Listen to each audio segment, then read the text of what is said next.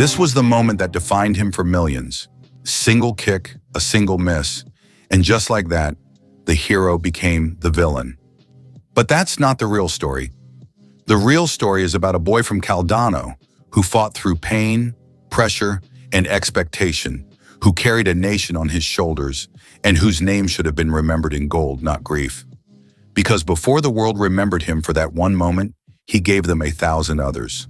Moments of magic, of defiance, of grace, pain, and impossible beauty. From a land of warriors and defenders, he was an artist. This is the story of Roberto Baggio, the man who carried Italy and was left alone in the end. Italy has produced so many footballing legends through the years, but historically they have been known as the nation for defenders. From Maldini to Baresi to Nesta and Cannavaro, but from a land of defenders rose one of the most prodigious attacking talents the sport had ever seen. This kid was born in Caldonio and started playing football in his local club at the age of 9. And at the age of 11, he had already been involved in 65 goals in just 26 games. 6 of those goals coming in a single game. Everyone who was tuned into grassroots football in Italy in the late 70s was already asking who this kid was. Really, who was this kid? Who was he? That kid was Roberto Baggio. And when he played, it was as if the game slowed down to watch. Every touch, every pass, every goal, a glimpse of something rare.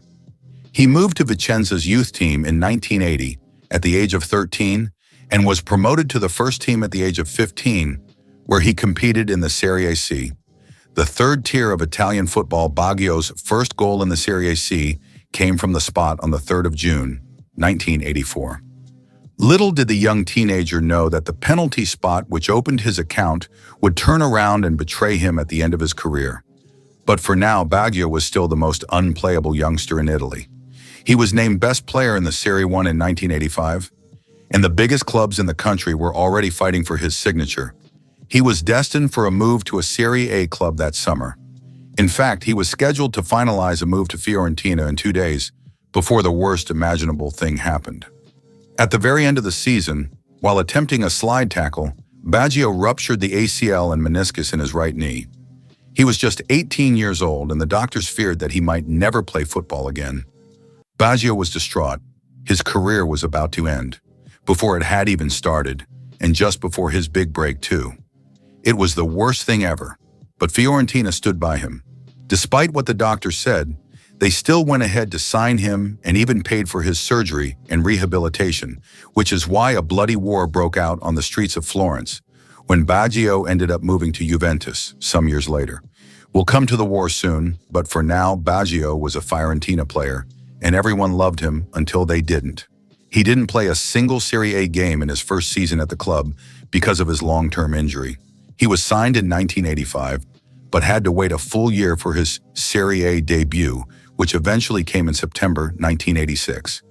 Everyone thought this was the start of a really beautiful story, but that same month, he made his Serie A and European debuts. He picked up another knee injury. This time around, he needed 220 stitches to practically rebuild his knee, and just like that, he was set to miss out on another full season. Fans started to get impatient. It felt like the club had just taken upon themselves nothing more than a recurring medical bill.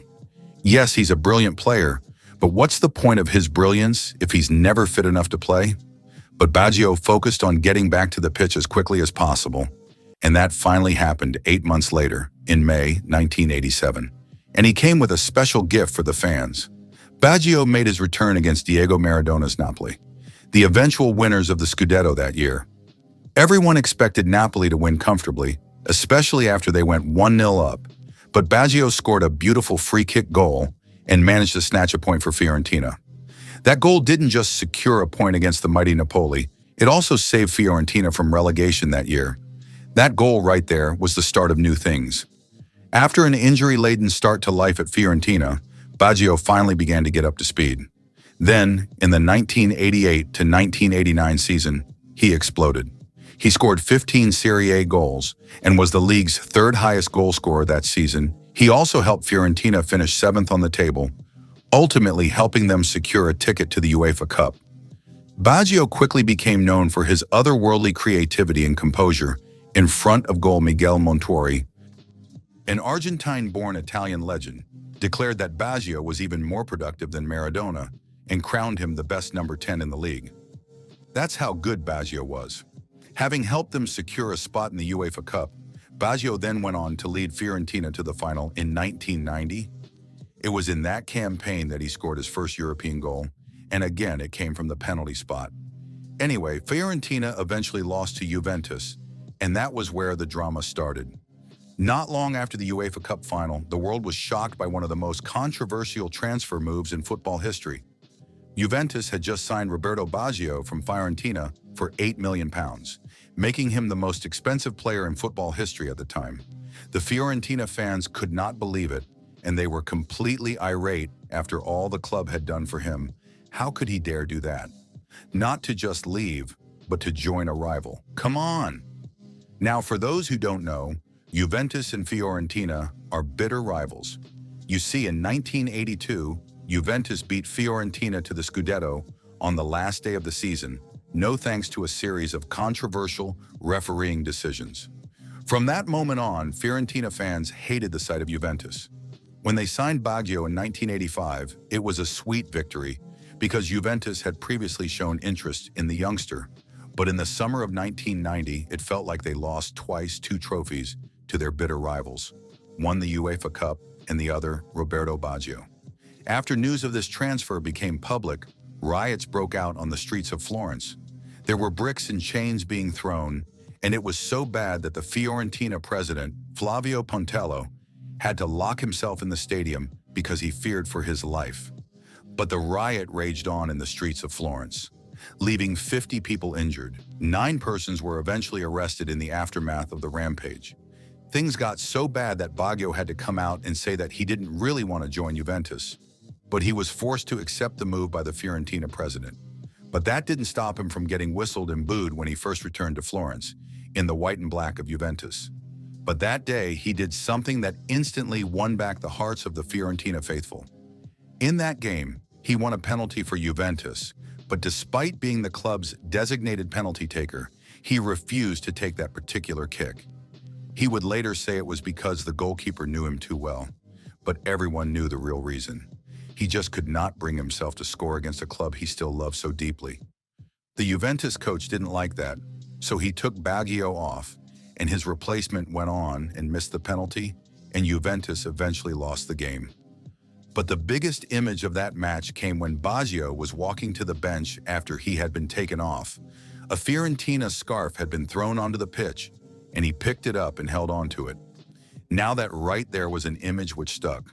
The gesture was loved by the Fiorentina fans, and they started to love him again.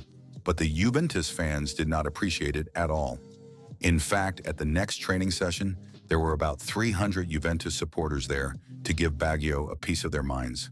It would take some time, but Baggio was eventually able to draw the Juventus fans in with his consistently great performances. He didn't just prove himself at Juventus, he carried them. In 1993, he led the club to a UEFA Cup title, scoring twice and assisting once in the final. That season, he scored 39 goals in all competitions. It wasn't just redemption, it was domination. That year, he was crowned Ballon d'Or winner and FIFA World Player of the Year, the ultimate recognition of his genius. Now, he may not have been loved by all the fan bases in the Italian league, but each time Roberto Baggio donned the blue of Italy, he had every Italian's full backing because he was easily the country's biggest export. He went to his first World Cup with Italy in 1990 on home soil and was a real delight for the home fans. In his first competitive game for Italy against Czechoslovakia, he scored what turned out to be the goal of the tournament and the 7th best goal in World Cup history, according to a FIFA poll. In the round of 16 against Uruguay, he scored from a free kick, but the goal was disallowed. Then, in the quarterfinal against the Republic of Ireland, he scored again, but his goal was wrongly disallowed for offside. They reached the semis where they faced Argentina. Both teams were inseparable. Despite Baggio coming off the bench and nearly winning it from a free kick, so the game was decided on penalties. Baggio stepped up and converted his kick, but Italy eventually lost